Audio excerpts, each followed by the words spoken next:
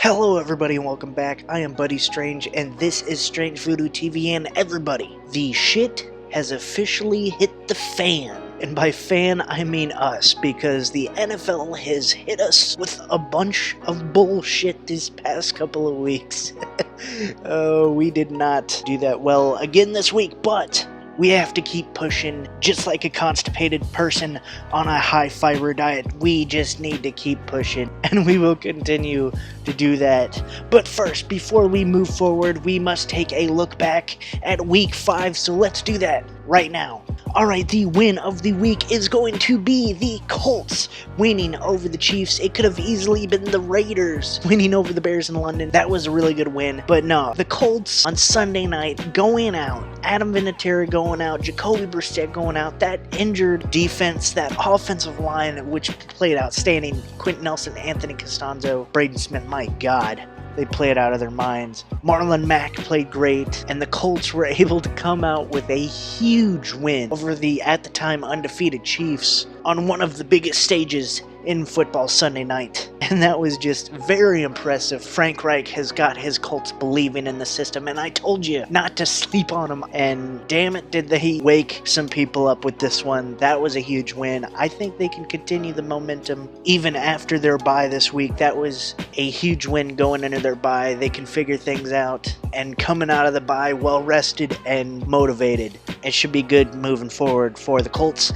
who get this week's win of the week. Alright, loss of the week is going to be the Chargers losing to the Broncos. They have just been laying eggs. They have just been flatlining this season. Yeah, you have injuries to key players, but the players still on the field should be able to beat some of these teams that they're playing, and they're not. They finally got Melvin Gordon back. Didn't really use him that much because he still needs to get adjusted. Austin Eckler is doing really well, so they're playing the high hand. I get it. And yes, like I said this past week, the Broncos are really close to win every single time they went out there. Pretty much they've been a field goal away and a couple roughing the passers away from winning a couple of those games in the first 4 weeks. But this past week, they should have lost to the Chargers, but the Broncos played out of their minds. Draymond Jones had a big game. Courtland Sutton stepped up big time. The special teams of the Broncos still a little suspect, letting up yet another return for a touchdown. Desmond King, I believe, for the Chargers, which was a really good play. But the thing that really killed the Chargers, and the thing Broncos just absolutely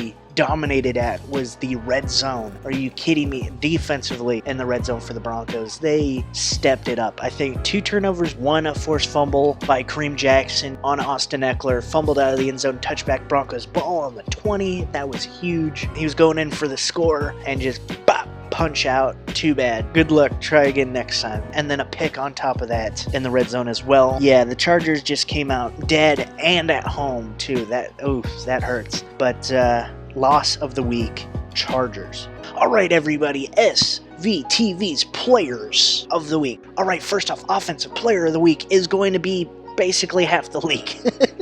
I mean, come on, Aaron Jones had himself a crazy good day. Deshaun Watson had himself a crazy good day. Amari Cooper, Christian McCaffrey, Will Fuller, Teddy Bridgewater, Jesus Christ. Everyone was just balling on offense. Even Chris Godwin, in a losing effort, had himself a crazy good day. But out of all of those, we're gonna have to narrow it down to 2. Because I don't want to do more than 2 if we have to do multiple. So I've narrowed it down myself to Aaron Jones and Will Fuller. So we'll start off with Aaron Jones. Aaron Jones, 4 touchdowns.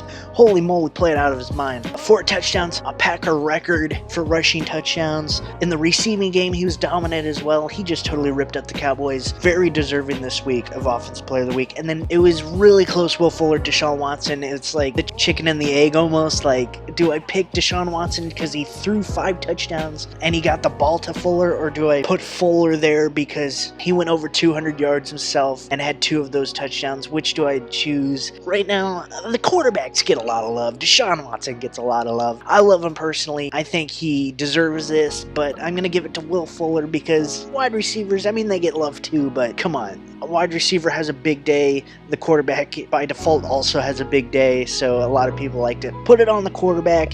Here even though it was Deshaun Watson having a big day as well, I'm going to give it to Will Fuller. As we mentioned before, he had like 14 catches, over 200 yards, few scores, and just totally helped the Texans take over the Falcons in a 50-burger game. Will Fuller, some good rack yards to get over 200 yards. I mean, 14 catches helps the yardage, but he help rack up some of those yards with his own legs, and definitely Offensive Player of the Week. All right, Defensive Player of the Week is a little easier than the Offensive Player of the Week. We've got Nick Bosa. It was a close one between him, Jordan Phillips, and Brandon Graham, but not really that close when you think about it. Nick Bosa just took over the game against the Browns this past week, getting 2 sacks, 4 tackles, 2 tackles for loss, a forced fumble, a fumble recovery, and on top of that, 4 quarterback pressures, I believe, on Baker Mayfield. Just absolutely took over the game, planted the flag in redemption for Ohio State versus Oklahoma, and just absolutely was a manimal on Monday night. Definitely deserves to get SVTV's Defensive Player of the Week. Alright, Special Teams Player of the Week is going to be Adam Vinatieri, the living legend, the ageless wonder, the graybeard of greatness, Adam Vinatieri, going 100% on his field goals, outscoring the Chiefs in points. He had 14, the Chiefs had 13, so he outscored the high-flying Chiefs offense on his leg alone. I'm so happy for Adam Vinatieri, coming back from a poor start to the season and a bad end to last season. Coming into these past couple of weeks after a bad first couple of games, he's picked it back up. He's now back on top. He's the Adam Vinatieri we all knew and loved, and I'm glad he was able to return to his former greatness and help lead the Colts to a huge victory over the Chiefs. And definitely, yes, Adam Vinatieri, Special Teams Player of the Week.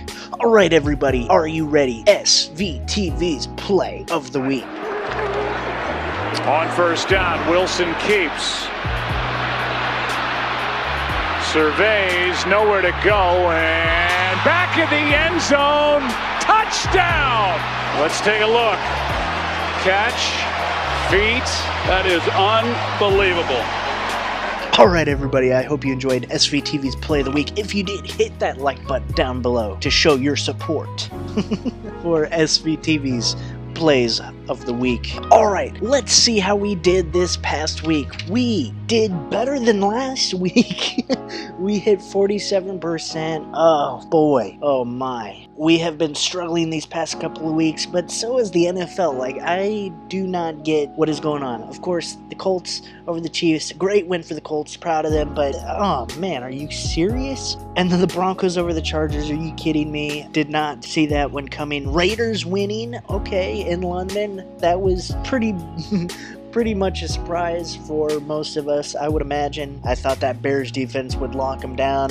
Wasn't the case. The Raiders were able to get it. Khalil Mack was unheard of the whole day, which was disappointing. And then Minshew Magic wasn't able to step it up, but Kyle Allen was able to get the job done for the Panthers. And yeah, a lot of games just haven't been going our way. I don't know what the problem is, but we are looking to get back on track this week. We are looking to make some really good picks. So hopefully, hopefully we can do that. And let's see what we can do, and let's get started. Alright, first off, Thursday Night Football, we have the Giants versus the Patriots, the classic matchup of the late 2000s, early 2010s. Everyone knows the undefeated season. The Patriots go in and get beat by Eli Manning, and the Giants end their undefeated season. Crazy. And then again in 2011, now they have Gronk, and they have an even better defense, and the Giants with Mario Manningham down the sideline gets it, and so on and so forth. There you go. Bing, bang, bong. But outside of that, these are two totally different teams outside of Tom Brady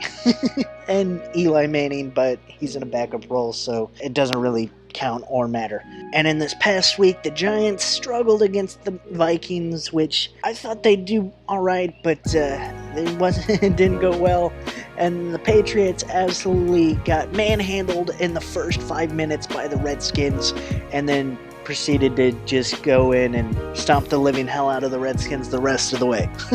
So the Patriots are at home. I think the Giants struggle here. The Patriots have a top tier defense. Are you kidding me? Their offense finally found its stride in this past week. Again, against the Redskins, the Giants are better. Defensively, it's just a matter of can they step up this week as well. I think they do. I do think the Patriots win 34-20. Sorry, Patriots fans. You're welcome, Giants fans. The way it's been going, yeah, I am currently 0-5 on Thursday Night Football, so I think the Patriots can pretty much shut down Daniel Jones, Wayne Gallman, and I don't think Saquon Barkley will play this week, probably next week. But even if he does, if reports come out on like Saturday that he's going to play, I still don't think the Giants, they'll get a boost, but they won't ultimately win. Just like Matt Barkley, I thought was going to start because it was reported he was going to start all week, and then on Saturday, Josh Allen clears protocol, and I would have called the Bills if I knew Josh Allen was going to start, but oops, too early. Anyway, no, the Patriots win against the Giants. All right, Sunday football, we have the Panthers versus the Buccaneers to start out the day. The Buccaneers coming off a loss against a really good team. Teddy Bridgewater went off 4 touchdowns. Are you kidding me, Teddy? Teddy Two Gloves actually taking it in his own hands and winning the game. That was a big win for them. But for the Buccaneers, on the other side, their defense was stopped in its tracks, backed up, and moved out of the way. Like, Shaq Barrett quiet all day, only 1 tackle. The rest of the defense got manhandled and thrown all over. It was not a good day for the Buccaneers. And then the Panthers coming off a big win where their defense stepped up. Mario Addison, Brian Burns combined for a big defensive touchdown. That was epic. Really glad to see Brian Burns, who I like coming out of this past draft. Glad he's stepping up and making an impact for the Panthers. And then Kyle Allen on the offensive side, everyone's second favorite backup quarterback at the moment. Won against the first this past week, winning against the Jaguars. So that was huge. And Kyle Allen now alongside Kurt Warner for the most consecutive wins for an undrafted QB to start out a season with 4-0. Kyle Allen and Kurt Warner, the only ones to do that, which I was surprised to learn Tony Romo wasn't on there as well. But also, given the Cowboys back in the early 2000s, it's not that hard, I guess, to imagine that he's not. But that being said, I do think the Buccaneers pull it out at home, 28-21. I think Bruce Arians corrects the train. They were still good offensively in the loss last week to the Saints. I think they can continue their offensive success under Bruce Arians, and I think that defense can correct itself against a worse offense than the Panthers. Yes, the Panthers are still really good on offense, but their offensive line is worse than the Saints, way worse than the Saints, and I think the Panthers will struggle, and I think Kyle Allen gets his first loss against the Buccaneers.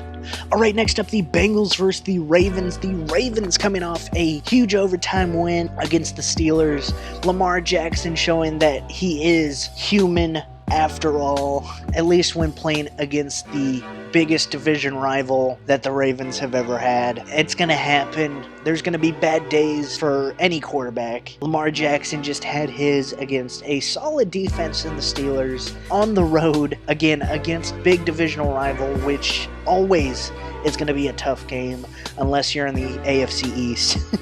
And he's going up against the Bengals, which, although are a divisional rival, are not good on defense at the moment. Offensively, they've shown big spurts of greatness, and then a lot of other moments of absolute tragedy. But yeah, I think the Ravens can bounce back this game. I think Lamar Jackson can bounce back this game against the Bengals. I do think the Ravens win 23-13 over the Bengals. So it's not a huge bounce back, but they get another win. Yes, they did win against the Steelers, so it's not really a bounce back record-wise. It's a bounce back statistically a little bit. I don't think Lamar Jackson makes as many mistakes.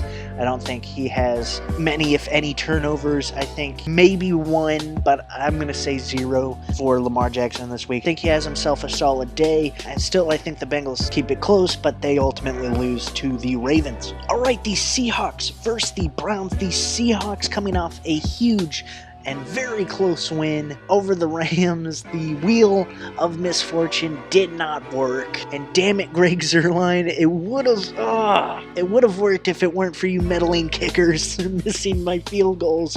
God dang it, Cairo Santos, Greg Zuerlein. They make them when I don't want them to, at Josh Lambo, at Eddie Pinheiro. But they miss them when I need them to, and god dang it, kickers.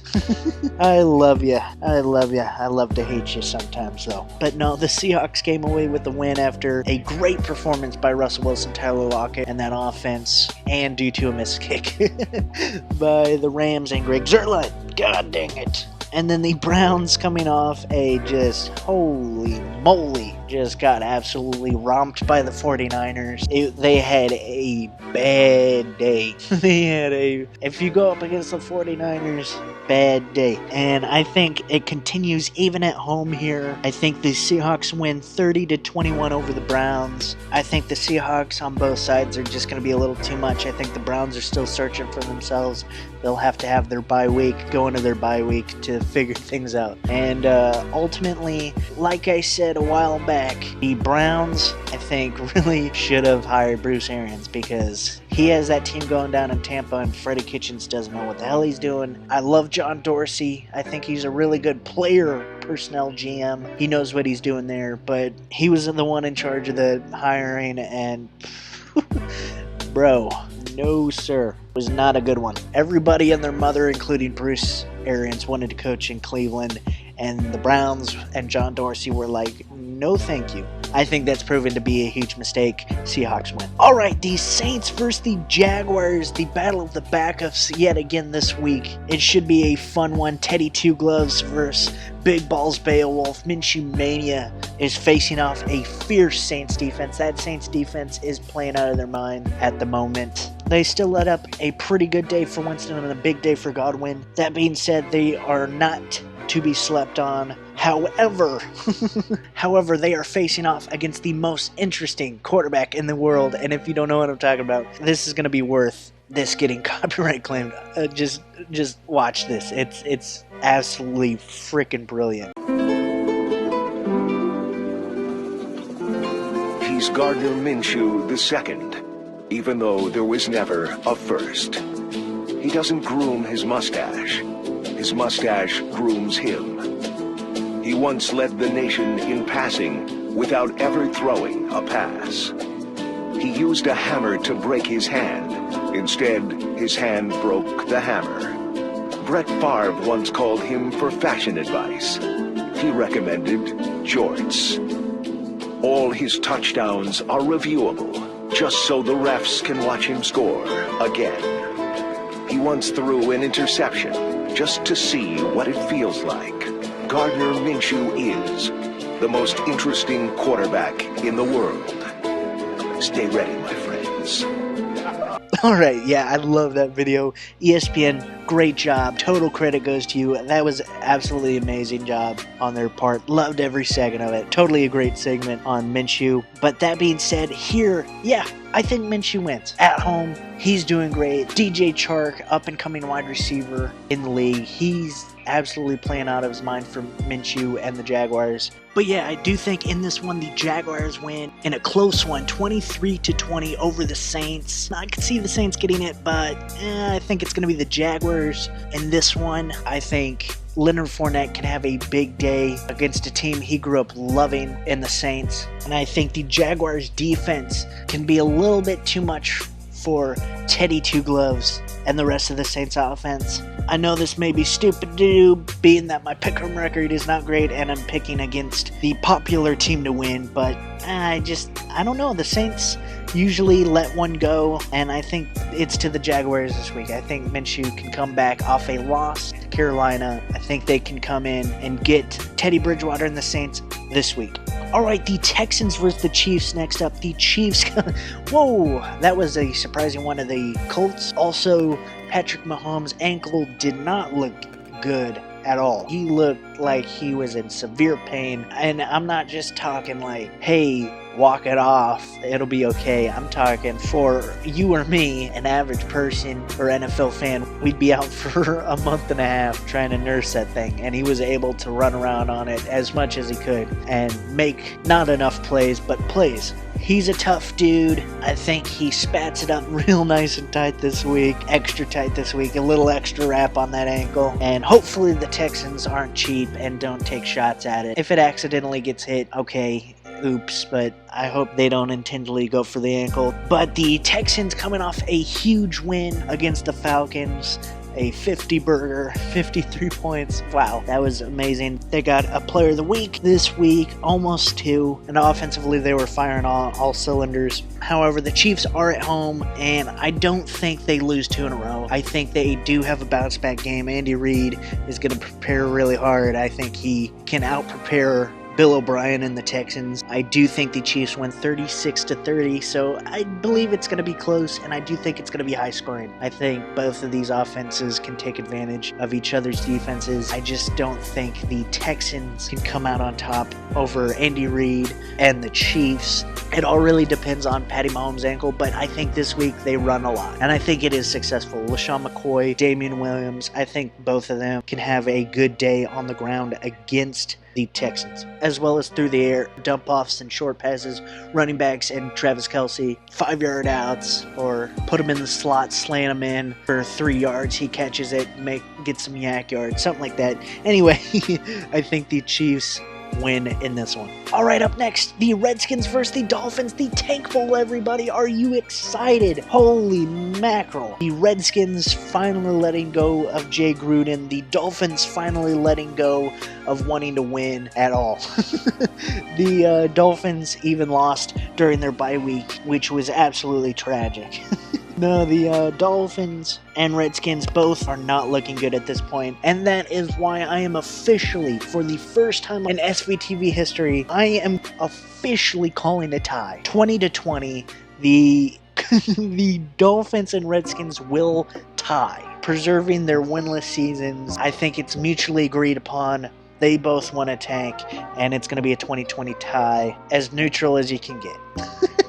No, seriously though, I do think the Redskins pull it out. I think they have a little bit better of a roster, and a lot of times interim coaching or coaching changes mid-season for some reason provide just a little bit of a spark, and they usually win their first game, maybe their second, and then lose out from there. I do think the Redskins get their first win 22-20 over the Dolphins. I do like Brian Flores and what the Dolphins have for the future. Their capital is great if they can use it right. I think they'll be a team to watch out for moving forward, but here this season it is not going well, and I think it continues to go downhill here. Alright, the Eagles versus the Vikings. This is a really tough one to call this week. The Vikings are at home. The Vikings coming off a big win against the Giants. The Eagles coming off an absolute thrashing of the Jets. Just absolutely dominating them. And I think they can ride that momentum into this week. I do think the Eagles win 27-24 in a very close matchup against the Vikings. I do think the Vikings can take advantage of the Eagles secondary. I know it's crazy to think that, but Kirk Cousins did actually have himself an okay day this past week, giving Thielen the ball a couple of times for touchdowns and spreading it out here and there. But I do think still the key to that Vikings offense is the running game, Dalvin Cook, and I do think the Eagles stop that, and I think that really makes them one-dimensional, and Kirk Cousins cannot handle one-dimensional, and I think that's why the Vikings lose.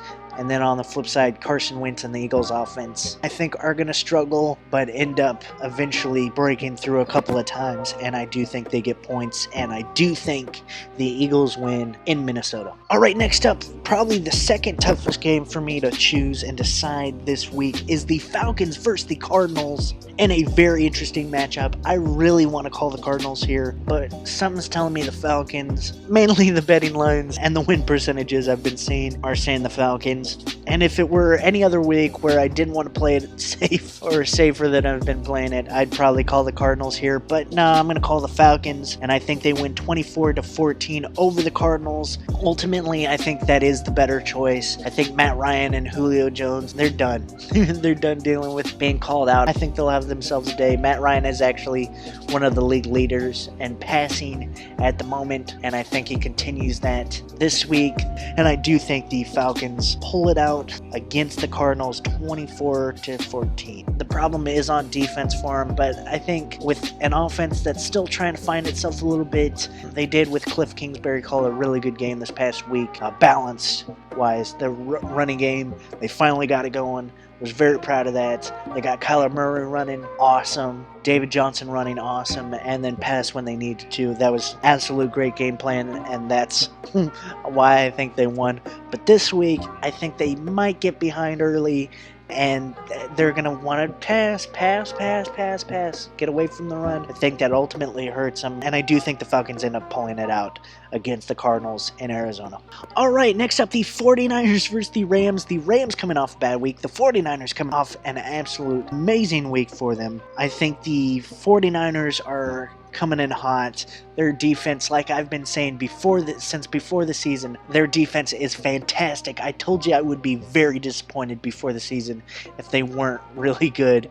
And guess what? They are absolutely blowing my expectations out of the water. They are fantastic this season. The Rams are definitely not living up to expectations this season, so far at least. And I think that continues here. I do think the 49ers win 28-23 over the Rams in Los Angeles. I do think the 49ers can go into Los Angeles and get themselves a win over the Rams. I think the 49ers are just a little too hot on both sides, all three sides of the ball. Special teams, defense, offense. They're firing on every single cylinder imaginable. Their run game, which is one of the most important factors of football to be good at, they are the number one. They are the best at it. Kyle Shanahan, he knows how to call a running game. That is absolutely brilliant. Offensively, running game, fantastic. Defensively, damn near perfect. Those are the two things that you're going to win a bunch of games if you're good at. And they are one of the best at both, and actually the best at one of them. Running game, Tevin Coleman, Matt Breida, Mostert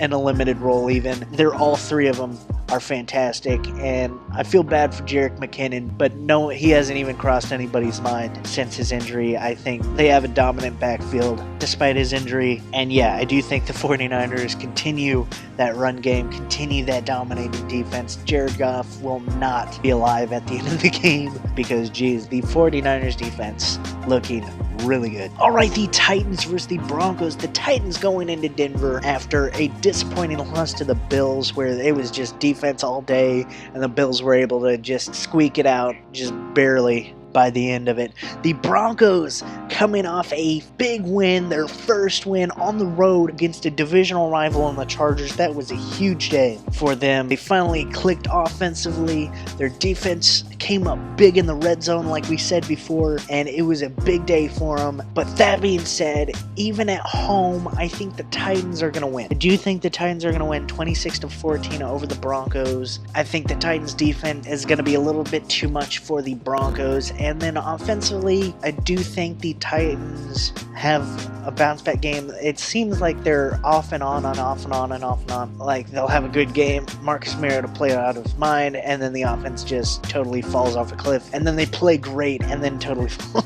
It's been a weird season for them, but I think they're able to ride the wave, and I think they're at the crest of the wave at this point. I would not be surprised if the Broncos pull it out and ride the momentum, but I do think the Titans can pull this one out. All right, next up, the Cowboys versus the Jets. The Cowboys coming off a bad game against the Packers. I told you the Packers defense is for real. They just had a bad game against the Eagles. I didn't think the Cowboys were going to absolutely run away from Zeke. Yes, pun intended. They didn't give him the ball that often, and when they did, it didn't really work out. I mean, they got off to a bad start, so you're not going to obviously run the ball a lot because that would run clock, which runs your opportunity of winning the game down. I get that, but to completely pretty much abandon it, not a good idea. Kellen Moore, Jason Garrett. But in the end, I do think it was more the Packers than the Cowboys. The Packers were just ready and hungry and wanted to win that game to prove that they were actually legit. And I think they did. I think they went out there and proved their point. The Cowboys did try to make a comeback. Valiant effort in the end by Dak Prescott and the Cowboys. Amari Cooper had himself a big day, 200-plus yards and a score. But in the end, the Packers got him. The Cowboys, though, coming against the Jets, who are going to have Sam Darnold this week. He is cleared, everybody. Sam Darnold is back. He survived mono, but I don't think he survives this game. I do think the Cowboys win 31-20 in Sam Darnold's first appearance back. There is one thing, however, that Sam Darnold can be thankful for, and that is that the Cowboys defense is not getting to the quarterback that often, and that very well might continue into this week. However, they haven't been getting to the quarterback, so they might be hungry too.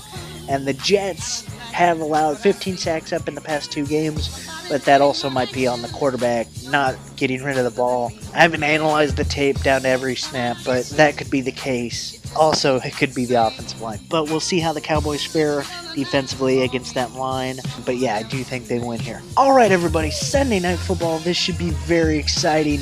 We got the Steelers versus the Chargers, which I guarantee before the season, the Steelers versus the Chargers, they were in the meeting room making the schedule of the NFL, and they were like, oh my god, this is brilliant. Steelers versus Chargers, are you kidding? Phillip Rivers versus Ben Roethlisberger, the battle of the 2004 quarterback. This is going to be epic. The Chargers coming off a playoff caliber season, the Steelers coming off a bad season, but coming in and looking really good for the start of this season. They got Juju Smith-Schuster, James Conner, an up-and-coming defense, pretty much everything I said in my preview of the season. The Steelers should be really good this season. Now you have a 1-4 Steelers team against a 2-3 Chargers team. Oh man, it is not looking good for either team. That being said, the Chargers are playing at home. The Steelers don't even have Mason Rudolph. They're down to Devlin Hodges, my bad. Out of Sanford and Sons, are you kidding me? These Steelers, oh wow. Yeah, the Steelers aren't looking great. Mason Rudolph taking a huge freaking shot from Earl Thomas, which I'm conflicted because I love the hit. I love the aggressiveness. That's football, baby. Come on.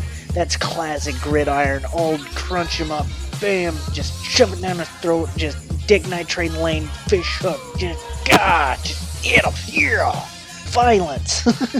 You know, it's the primal. Just, God, I love it. That's one of the reasons you love football. You remember Jacked Up on ESPN. Now it's Come On Man or whatever. But on ESPN back in the early 2000s, it used to be Jacked Up and they'd show the biggest, baddest hits. And it was awesome. But I'm also conflicted because there's no place in the league for cheap shots. And I'm all about player safety too. I don't like to see players get hurt. I don't like to see players have to suffer after they've been out of the league because of different injuries and stuff that they've suffered while in the league. I get it. I don't like it as much as you guys, but it's also, I love big hits. I mean, come on. It's awesome to see. It was just unfortunate that he took one straight to the chops and just fell down limper than biscuit, but it was good to also see him get up, although it was funny to see him rock an AB 1950s style helmet while walking off too. Also, he had to walk off because the Pittsburgh Steelers didn't have a working medical cart in the sidelines.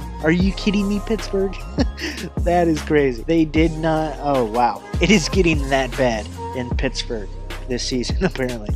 Anyway, all that being said, I do think the Chargers win 28-24 over the Steelers. I think the Chargers can somewhat get back on track. They're at home. Steelers, again, are not, I've said this a couple weeks back, they're not a good road team at the moment. And Devlin Hodges, he's the third stringer, and now he's first string. Like, he had to play with people who are not even in the league anymore during the preseason. That's all he knows. He had to come in, didn't do great, and now I don't think he can pull it out against the Chargers. I do think the Chargers win the game. Alright everybody, Monday Night Football, we have Booger McFarland versus the world.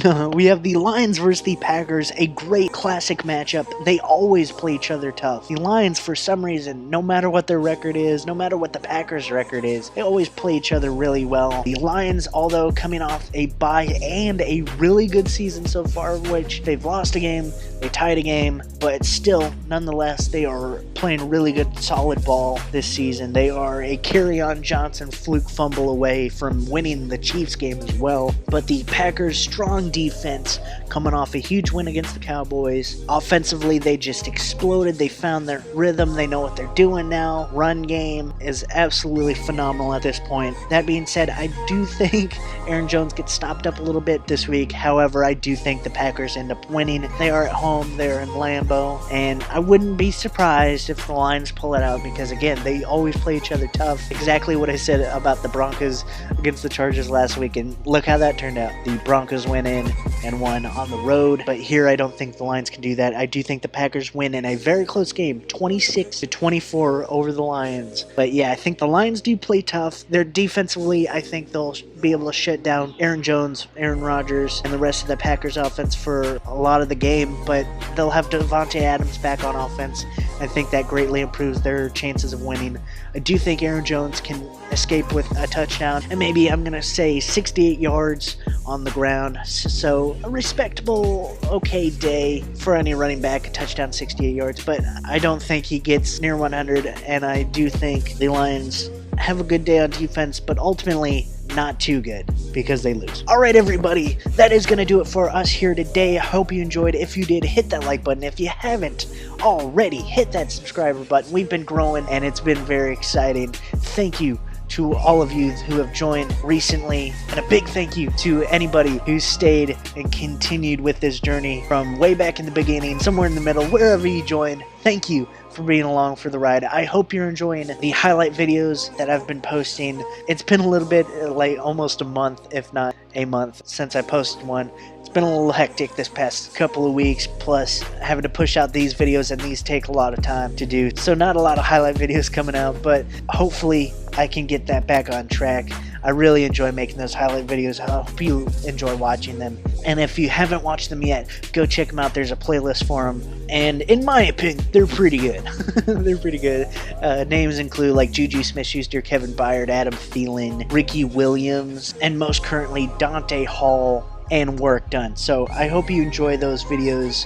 If you do, hit the like button on those, as well as this video. And if you want more of those and aren't subscribed yet, hit that subscribe button, hit that notification button so you don't miss any more highlight videos, nor these NFL Weekly pick-up videos. Alright, that also being said, hit me up in the comments down below with any bold predictions, any opinions that you have on my picks, or just the games in general. There is a copy and paste in the description down below for a weekly pick'em. Again, they don't have them on NFL.com anymore or anything like that, and I didn't really feel like signing up for ESPN or Yahoo Sports. So there you go. Feel free to pick against me or alongside me, however you feel like describing it, down in the comments below with the copy and paste in the description. You just copy it, fill it out with who you think is going to win, maybe the score, even if you feel like being fancy. But anyway, you can do that down in the comments down below. But anyways, I really appreciate you guys, love you guys, and as always, I'm Buddy Strange. This is Strange Voodoo TV. Keep it strange, everybody. I'll see you in the next one, and peace